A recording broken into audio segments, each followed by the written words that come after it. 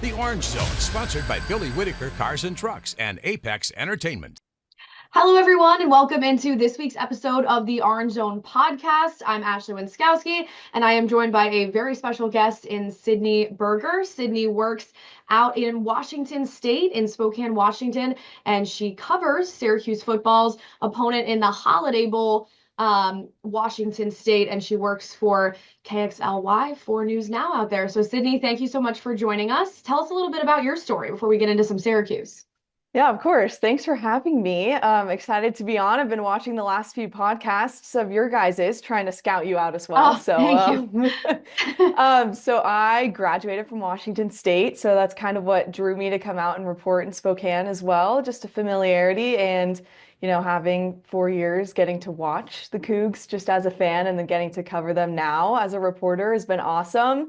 And it also allows me to have a little bit more background than someone that's just coming out from a different state or whatnot. So that's been fun to just get to continue covering my alma mater, which I think you're a Syracuse grad, right? So Yes, I'm like, I was know the about to feeling. say we relate in that sense. So it's been awesome. Well, listen, it's been a fun season for both of these teams. I think ending in, the Holiday Bowl, certainly something that both teams are excited about. But we have you on this week to really get some insight, and perspective on this Washington State team. It's been a little bit of an interesting year, right? They start out 8-1, then they lose three straight to three teams with losing records. Walk me through kind of what that was like, a roller coaster, right? To start off 8-1 and then kind of have that drop off. So we have a term over here. It's called couging it. I don't know through your research if you've come across that I term. have, I have. So it's just some weird, like, I don't even want to say phenomenon, but it's like the team starts the season out so well and everyone gets super excited and is like, wow, the ceiling is so high with this team. All we have to do is just get past these super easy opponents because we just beat Power Five programs like nobody's business. And now we get to like you said, the teams that didn't even win half of their games and aren't bowl eligible, and we somehow don't know what's going on. It's frustrating. I know the team is frustrated. And I think the biggest thing for the Cougs right now is the inconsistency on defense. Certainly not having any coordinators. I was going to say a defensive coordinator, Right. but we're lacking quite a few just coaching staff right now. I'd say the lack of consistency is a big one right now on defense. We have our head coach, Jake Dickert, who's going to be calling the plays on defense. He's a former defensive coordinator for Washington State and then before came from Wyoming. So definitely like in his wheelhouse. It's not going to be anything out of the ordinary, but definitely people are harping on our defense. Yeah, and that's exactly what I was about to bring up is some tumultuous things going on with this team since the end of the season, right? You lose both coordinators. Your defensive coordinator, as you mentioned, was fired. Your offensive coordinator moved over to do the same job and call plays at Oklahoma. So how do you expect that to affect this game, with your head coach calling the plays?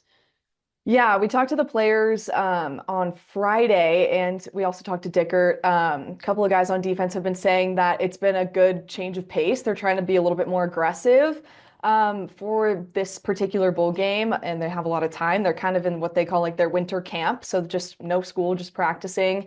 Dickert's also getting the hang of kind of riding a bike again, I guess you would say. He said he had to grease the wheels, but it comes naturally for him. And then the players, I think, like to see him back in that role. I think that's going to play out really well. I think the biggest question mark is the offensive coordinator. Originally, about a week ago, Dickert said that the quarterbacks coach that was still there, John Kuzieski, was going to be calling the plays. And then recently it was coming out that he is also going to Oklahoma and kind of following under Ben Arbuckle. So question marks on that still on kind of what they're going to do. They might share the responsibilities. We're also out a running backs coach, so that lays anything out. Right. It's certainly an interesting time of year with all of those coaching moves and then also the players in the transfer portal, which kind of brings me to my next point. I know the Cougs have lost a few impactful guys, including I believe your top running back to the portal. Mm-hmm. And there's been some questions this weekend about your quarterback, John Mateer, Mm-hmm. and if he's going to stay with the team through this bowl game and into next season, or if he's going to take another offer from another school. I know I saw some rumors online that he has Mm-hmm. some very high NIL offers from possibly some SEC schools and whatnot. So, what have you heard on that front with Mateer, and how do you expect it to impact this team into the bowl game if he doesn't play? Yeah. So what I've heard is not many things confirmed. So we'll Sure, start with I'm that. sure. Sadly, I wish I had more insight on that. I will say that we know that he did have offers from multiple schools that were up there in the seven figures. I've heard rumors and I see Twitter fans, praying that he might come to their school. I mean, I've seen obviously Oklahoma seems to be like the big one, especially with Arbuckle and now as quarterbacks coach going there.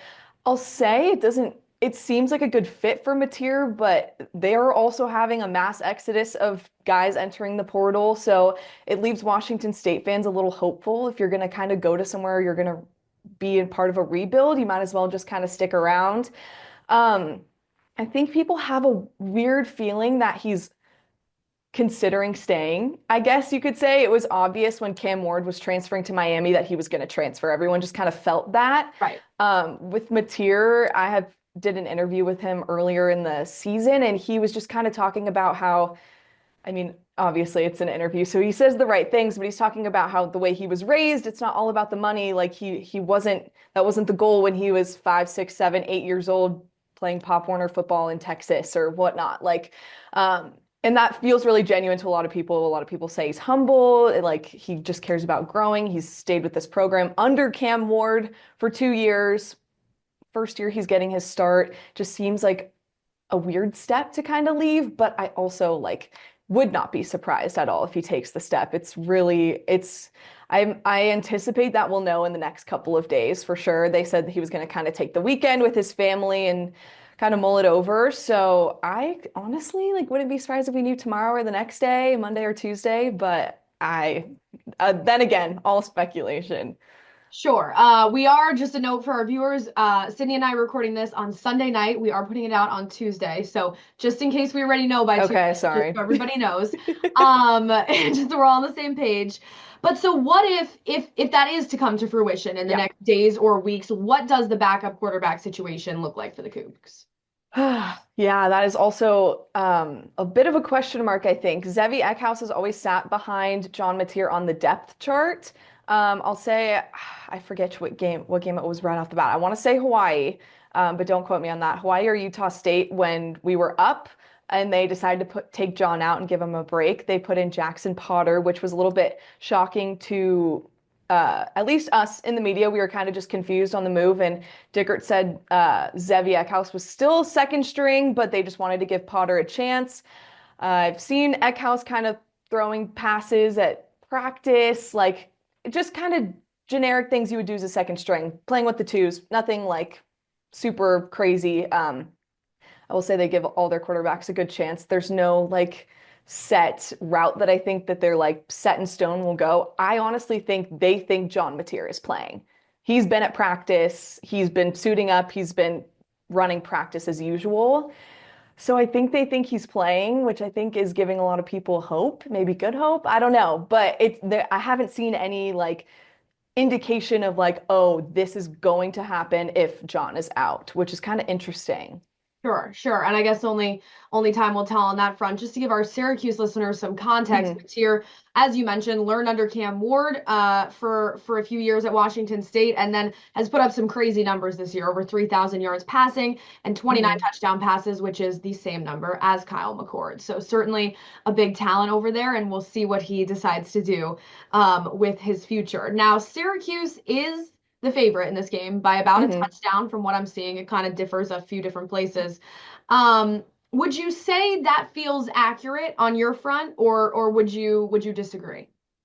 Yeah, I mean, maybe I flipped the script on you. I think for us, we're losing a lot of people to the transfer portal and just people that are I think people that are in the building and that aren't transferring plan on playing. And I think Syracuse a little bit the same. There's no first round draft picks that are trying to save themselves from injury.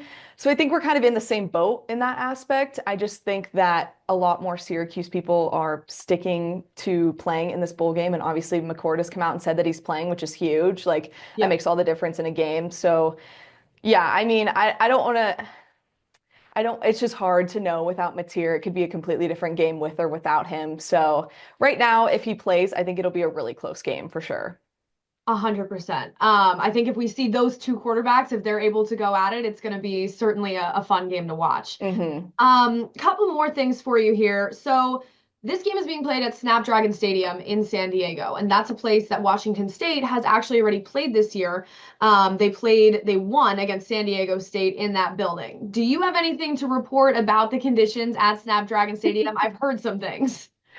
So I didn't get to travel to that game, but obviously we're covering it from here. And there was a noticeable difference in the condition of the field. And Dickert came out and said after the game, and honestly before the game, that he knew the conditions of the field were a little suspicious, we could say. Like sandy, I think he described it as, which I guess I don't know. It's a beach town. I think Right. that I don't know what's going on over there, but we've also heard that, at least from Dickert's words, that they have resodded the field. So I don't know. I really don't know what that means. Dickert is under the impression that it's better than when they last played. Um, Obviously, it's not a dome or an arena. There's no turf, I'm not 100% sure on what we're going to see. Apparently, it's better than what they saw last time, which, if that's the case, that's a huge improvement. Absolutely. With Washington State going into this game, give me just and I know a lot hinges on Mateer and the quarterbacks like we talked about, but give me your real, aside from that, key to the game. Like Washington State will win this game if, so to speak. Yeah, I'm gonna pretend that we know that Mateer's playing because I think that is really the best chance we have at winning. So I want to say that I'm starting this off on Mateer is playing in this game. I think Washington State will win this game if they let Mateer use his legs. We saw it a lot in the beginning of the season, and then I think teams started to realize kind of how to gameplay for Mateer. They've never seen him before. They're like, who is this freak athlete running around all around the field? First four games, he got away with that. And then I think teams had some film to start kind of analyzing how he plays a little bit. And I think that got shut down. If they figure out a way to let Mateer use his legs a little bit more, I think it'd be great. But I also think when he's in the pocket, he's focused and going through his progressions and staying super calm. I think a lot of the gameplay has to do with him because, if any quarterback gets in their head or kind of gets in some weird slump, a defense and an offense like Syracuse is just going to be able to take advantage of any kind of lull that we have. So I definitely say, getting back to the roots of those first 4 weeks of the Washington State team, the high flying, also letting John get those rushing touchdowns. I mean, you say the 20 plus passing touchdowns, but he also had, I think, 44 total touchdowns were awarded to him. That was the most touchdowns he was responsible for, and of any quarterback in the country, above Cam Ward, above all of them. So he's really good with his legs. I think because we're down a running back, that's just going to have to be utilized. We have some other running backs that have been very efficient this year, but just Wayshawn Parker was definitely the guy. He was a true freshman. He was definitely the guy. So they'll just have to supplement a little bit, and obviously just building more consistency on defense. Like there has to be some cohesion there, especially with the tackling, I would say. Just wrapping their arms around the guy and bringing them down, not giving them any extra yards after the catch. And that's something that Syracuse has struggled with as well this year. I think when you look at these two teams on paper, as we've kind of been saying, right? If Mateer and McCord play, I would almost argue that these are two pretty evenly matched teams. Kind of has the potential to be a shootout on offense if both guys play and play deep into the game. And both teams have kind of struggled defensively, like you mentioned, with the tackling. So I think Washington State will have a huge challenge in stopping McCord, and I think Syracuse will have a challenge in stopping Mateer if he is the one to go out there. 100%. I hope that's what we see because I really do think that would be a great game, obviously on national TV, to see those two quarterbacks. And wherever Mateer goes, he is going to be a top 10 quarterback at least next year. Like he was already in the beginning of this season being talked about as one of the guys that could be in the top 10 of the Heisman voting. And obviously McCord got that 10th spot this season. Like the way that they play is just so unique, I think, that at least mature wherever he goes, wherever, if it's at Washington State or not. I think that he'll still end up growing and learning so much just from his first year starting as a quarterback, and D1 football is crazy. Absolutely. Well, thank you so much for that little look into Washington State and giving our Syracuse viewers some context on who the Orange are about to go against in San Diego. Correct me if I'm wrong, but you will be there, correct? I will be there. I'm super excited as a California native to see the beach. You and me both. We are going to be I there know, I as bet. well. Yes, seeing some sunshine in Syracuse in the winter is going to be fantastic. So we are surely going to link up with you while you're there, and we're excited to do Yes. so. Samantha Crofton and I will be out at San Diego at the bowl game as well. But just plug your socials and plug your stations for a second, just in case anybody wants to follow along from the Washington State perspective ahead of and during the week of this game. Oh, I love it. I'm most active on Twitter, as all of us sports people are. Just Sydney, the letter P as in Page, and then Berger is my Twitter. And I tweet about Washington State all day long. So if you want to follow me for like 3 days before the game and then just unfollow me right after, I won't take offense to that, Love because that. you gotta know the opponent a little bit. You do indeed. All right. Well, Sydney, thank you so much for joining us. Like I said, you'll see some content from us. Maybe we will link up with Sydney and she'll be in some of that content when we're in San Diego. But thanks so much for joining us on this week's episode of the Orange Zone Podcast.